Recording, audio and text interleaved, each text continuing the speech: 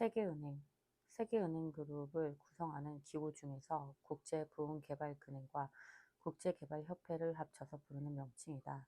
IBRD는 제2차 세계대전으로 인한 재해복구 및 개발도상국의 경제개발을 위한 장기개발 자금 지원을 목적으로 1945년 12월 설립되었으며 미국의 워싱턴에 본부를 두고 있다. IBRD와 IDA는 별개의 법인체지만 IBRD의 임원이 IDA의 임원을 겸임하고 있으며 실무집행부서에서도 별도의 구분 없이 세계은행에 통합되어 운영되고 있다. 설립 초기에는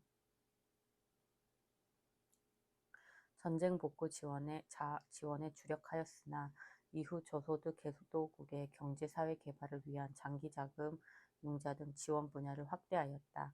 IBRD의 가입 자격은 국제통화기금 (IMF) 회원국에게만 부여되고 가입 시 출자금을 납입하여야 한다. 2016년 말 현재 회원국은 1809개국이며 우리나라는 1955년 8월에 가입하였다.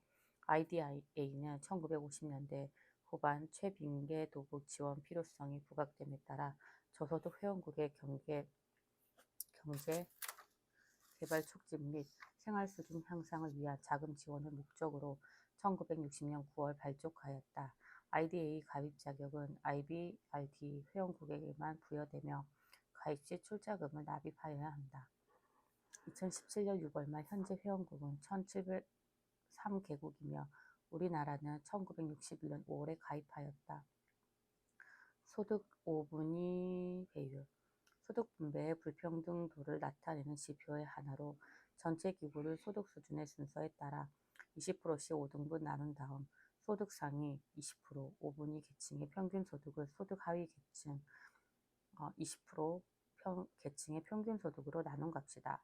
소득 5분위 배율값이 커질수록 고소득과 저소득 간의 소득 분배가 악화하였음을 의미한다. 소득 교역 조건 지수. 소득 교역 조건 지수는 순상품 교역 조건에 수출 물량 지수를 곱하여 수출 단가 지수, 수입 단가 지수 곱하기 수출 물량 지수 산출하는 것으로 수출 금액으로 수입을 늘릴 수 있는 능력을 측정하는 지표이다. 소득 교역 조건 지수가 상승하였다면 금기의 수출 총액으로 수입할 수 있는 능력이 좋아졌다는 것을 의미한다. 소득 주도 성장. 소득 주도 성장을 주장하는 학자들은 소득 분배를 간과해온 기존의 경제 모델을 비판하면서 소득의 형평성이 경제의 성장과 안전성에 기묘하다는 점을 중시한다. 이에 따르며 임금을 포괄하는 노동소득의 증대를 통한 노동소득 분배율의 상승 또는 안정적인 유지가 경제성장을 촉진하는 데 매우 중요하다. 전통적인 경쟁 성장 이론에서는 일반적으로 노동소득 분배율이 일정하다고 가정함으로써 암묵적으로 동비율 변화가 성장에 영향을 미치지 않는다고 간주된다. 그러나 노동소득 분배율은 1980년대 이래 전체적으로 하락 추세를 보이고 있으며 동비율의 하락이 총수요에 부정적인 영향을 미쳐 성장을 제약할 수 있다는 주장이 이론적 실증적인 연구에 의해 힘을 얻고 있다. 이를 배경으로 포스트 케인지안들은 노동소득 분배율 변화가 경제 성장과 정관계를 가지면 임금주도 경제라 하고 그 반대의 경우는 이윤주도 경제라고 부른다. 소득주도 성장, 이론적 기능성과 정책적 함의, 사회경제평론 제43호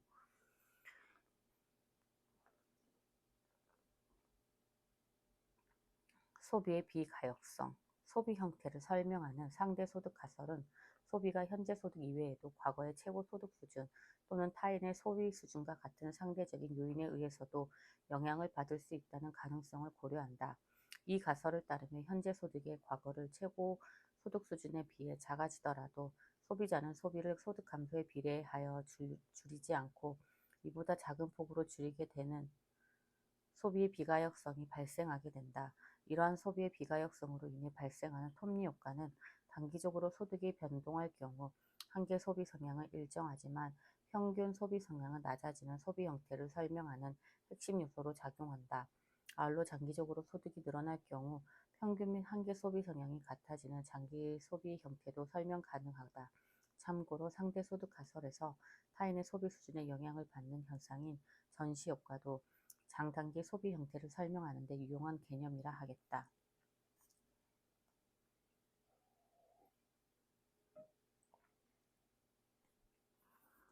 소비자 동향지수.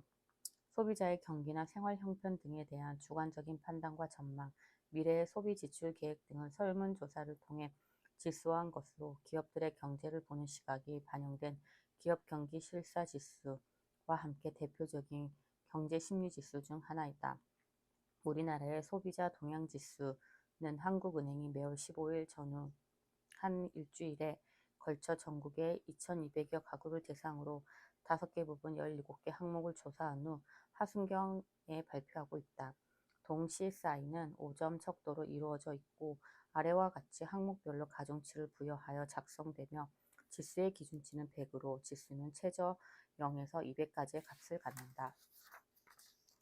지수가 100보다 큰 경우 경제 상황을 긍정적으로 보는 소비자가 부정적으로 보는 소비자보다 더 많다는 것을 의미하며 100보다 작은 경우는 그 반대를 나타낸다. 지수가 0이면 모든 소비자가 경제 상황을 부정적으로 본다는 뜻이고 지수가 200이면 모두 긍정적으로 본다는 의미가 된다. CSI는 소비자들의 경제 심리를 조사함으로써 경제에서 큰 비중을 차지하고 있는 민간 소비 지출의 변화를 예상해 볼 수 있게 하고 소비자들의 물가 전망을 조사하여 통화정책 수립에 중요한 기초 정보를 제공한다는 점에서 유용한 경제 지표이다. 소비자 물가지수 CPI. 일반 가구가 소비 생활을 유지하기 위하여 구입하는 각종 상품과 서비스의 가격 변동을 종합적으로 파악하기 위하여 작성되는 물가 지표이다.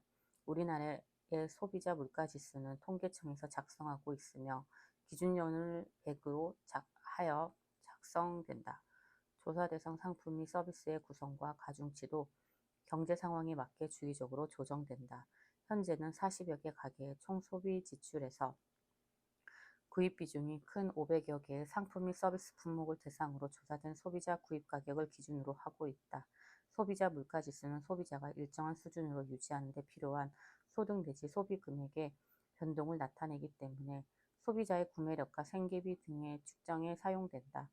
또한 소비자 물가지수의 상승은 실질 임금의 하락을 의미하므로 이를 보전하기 위한 임금 인상의 기초 자료로 널리 이용되고 있다. 소비자 심리지수. 소비자를 대상으로 경기에 대한 판단이나 전망 등을 조사하여 지수화한 경제 심리 지표를 말한다. 이는 경제 주체들의 경기에 대한 판단, 전망 등이 국민 경제에 영향을 미친다는 사실에 근거하여 경기 상황을 판단하고 미래의 경기를 예측하는 방법이다. 한국은행은 2005년 4분의 1 분기부터 소비자 심리 지수를 작성하여 발표하고 있다. 소비자 심리지수는 소비자들의 경제에 대한 전반적인 인식을 종합적으로 파악할 수 있는 종합지수로서 개별 소비자 동향지수 가운데 관련 경제지표와 연관이 높은 생활형편지수, 경제상황지수, 가계 수입 및 소비자 지출 전망 등의 지표를 표준화하고 합성하여 산출한다. 따라서 기존의 경제지표가 포착하기 어려운 경제주체의 심리적 변화를 측정할 수 있어 유용하고 경기 변화를 신속하게 포착할 수 있으며 양적인 통계에서 입수하기 어려운 정보도 조사할 수 있는 특징이 있다. 지수의 기준치는 100이며 100을 초과할 경우 소비자들이 현재의 경기를 과거 평균 수준보다 좋아진 것으로 평가하고 있음을 의미하고 100 미만은 현재의 경기가 과거 평균적인 경기 상황보다 좋지 않음을 나타낸다. 소액 결제 시스템. 소액 결제 시스템은 주로 기업이나 개인의 소액 거래를 처리하는 자금 결제 시스템으로서 주로 계좌이체나 지급카드, 수표, 지로 등과 관련된 결제가 소액 결제 시스템으로 처리된다. 소액 결제 시스템은 거래 대상이 광범위하고 결제 건수가 매우 많아 결제 건수와 결제 유동성을 줄일 수 있는 차액 결제 방식을 이용하는 것이 일반적이며 참가 기간의 차액 결제 불이행 사태에 대비하여 순신용 한도 설정, 사전 담보 제공, 손실 공동 분담제 등과 같은 리스크 관리 제도를 두는 경우가 많다. 우리나라에서의 소액 결제 시스템은 금융결제원이 운영하고 있으며 이에는 어음 교환 시스템, 지로 시스템, 금융 공동망, CD 공동망, 타행환 공동망, 직불카드 공동망, CMS 공동망, 지방은행 공동망, 전자금융 공동망, 전자화폐 공동망, 국가 간 ATM 공동망과 전자상거래 결제 시스템 등이 있다. 속물 효과, 스눕 효과. 개성을 추구하는 사람들은 단지 다른 사람들의 많이 구입한다는 이유만으로 특정 물품을 구입하거나 심지어 자신의 옷과 똑같은 옷을 구입하는 사람을 보면 그 옷을 더 이상 입지 않는다. 명품 브랜드 소비에서 흔히 일어나는 현상인데 이를 속물 효과 또는 스눕 효과라고 한다. 특정 상품을 소비하는 사람이 많아질수록 상품에 대한 수요는 줄어들고 값이 오르면 오히려 승부가 늘어난다. 이 용어는 1950년 레이번슈타인에 의해 스눕, 재산과 지위로 거반을 떠는 속물이 선호하는 브랜드 물품이 일반 구매층까지 영향을 미치는 현상을 지칭하는 데 처음 사용되었다. 이와는 반대로 전시 효과는 상품을 소비하는 사람이 많아질수록 수요도 증가하는 경우를 가리킨다. 수요 견인 인플레이션. 수요 견인 인플레이션이란 경기 과열 등으로 인해 개인들의 재화나 서비스에 대한 수요가 크게 늘면서 상대적으로 부족해진 재화 및 서비스의 물가가 지속적으로 상승하게 되는 것을 말한다. 이러한 수요 견인 인플레이션은 생산 요소 시장과 생산물 시장 모두에서 초과 수요가 발생할 때 특히 분명하게 나타난다. 확대 재정 정책, 과도한 통화량 증가, 민간 소비나 투자의 갑작스러운 변동에 따른 수요 충격 등은 총수요를 증가시켜 수요 견인 인플레이션을 발생시킨다. 예컨대 정부가 침체에 빠진 경기를 부양하기 위해서 정부 지출을 확대하고 세율을 인하하는 등의 급격한 확대 재정 정책을 시행하였다면 총수요가 증가하여 수요 견인 인플레이션이 발생할 수 있다.